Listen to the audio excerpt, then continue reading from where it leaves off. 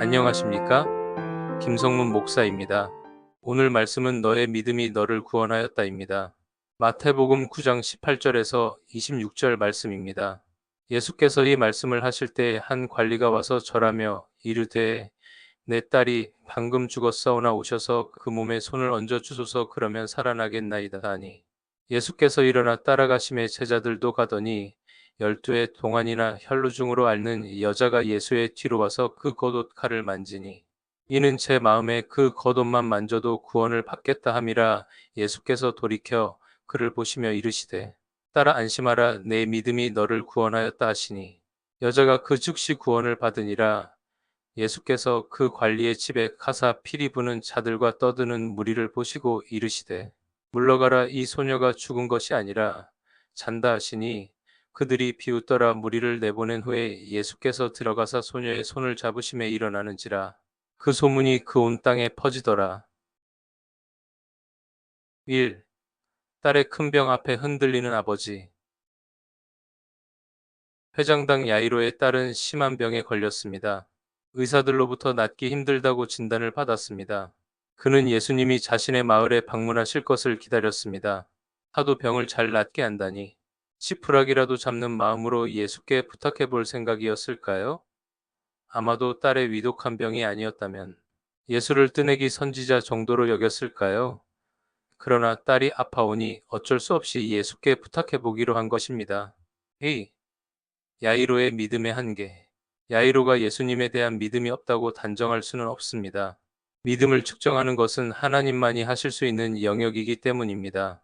야이로가 예수님에게 안수기도의 형식을 고집한 것은 직접적인 터치가 아니면 살아나지 못할 것으로 믿었기 때문입니다. 그의 믿음은 거기까지가 한계였습니다. 3. 강청하는 야이로. 그런데 자신의 애타고 바쁜 자신의 마음은 아는지 모르는지 예수님은 더디 오셨습니다. 마을에 오셔서는 한가롭게 식사를 하고 계셨습니다. 야이로는 마음이 급했습니다. 그래서 식사 중인 예수님에게 강청합니다. 예수님은 야이로의 요청을 듣고 즉시 야이로를 따라 나섭니다. 식사를 채 마치지 못하신 채로 급히 회당장 야이로의 집으로 향합니다. 많은 사람들이 예수님과 그의 행렬을 에워쌌습니다. 4. 예수님의 옷을 만진 여인. 그러나 갑자기 문제가 생겼습니다. 누군가 예수님의 옷을 만진 것입니다. 옷술은 성인 남자의 겉옷 끝에 달린 매듭입니다.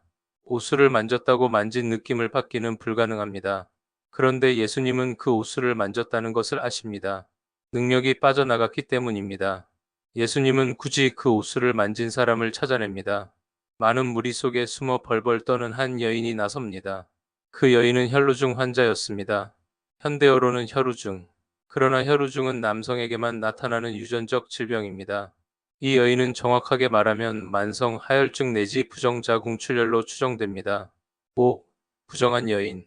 유대인들은 월경 중인 여인도 부정하다 여겨 피했습니다. 하물며 지속적으로 하혈을 하는 여인이라면 더 이상 말할 필요가 없습니다. 정상적인 결혼 생활도 사회생활도 종교생활도 할 수 없었을 것입니다. 그 병을 낫기 위해 수많은 치료를 받았을 것입니다. 그런 과정에 수치스러운 일도 있었을 것이고 치료비로 재정 상태는 거의 마이너스였을 것입니다. 그것도 무려 12년입니다. 모든 게 무너진 여인이었을 것입니다. 부정하다 여겨진 그녀가 거룩하신 예수님을 만졌습니다. 큰 죄입니다. 그래서 몰래 예수님을 만진 것입니다. 그런데 그것이 들통났습니다. 예수님은 그런 그녀를 사람들 앞에 세운 것입니다. 6. 부정한 여인을 정결한 딸로. 하긴 예수님을 만나기 전에는 부정한 여인이었지만 이제는 정상적인 사회의 일원이 되었기 때문에 거리낄 것이 없었지만 예수님의 능력을 함부로 사용한 것은 죄이지요. 예수님은 그 여인의 죄와 부정함을 씻어주시기 위해 사람들 앞에 세운 것입니다. 그리고 죄에서 사해 주시고 부정함을 씻어버려 주셨습니다. 그리고 그녀의 고통을 어루만지듯이 딸아라고 부르십니다. 여인이 12회를 혈루증으로 고생했고 예수님이 30세 정도라면 딸과 아버지의 관계가 될 수는 없습니다. 하지만 무한한 사랑으로 그녀를 딸로 부르시고 모든 것을 회복시켜 주시고 보듬어 주셨습니다. 그녀는 완전히 회복되었습니다. 7. 야이로의 믿음.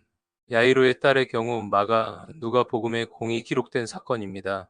야이로의 딸이 죽었을 때 예수님을 초청했는지 죽은 후에 초청했는지 엇갈립니다. 그러나 중요한 건 사람들에게 죽었다고 판명난 12세 되는 여자아이를 살리셨다는 것과 그 아버지 야이로에게 믿음을 요구하십니다. 딸이 살아난다는데 허위로 믿음을 고백할 수 있습니다.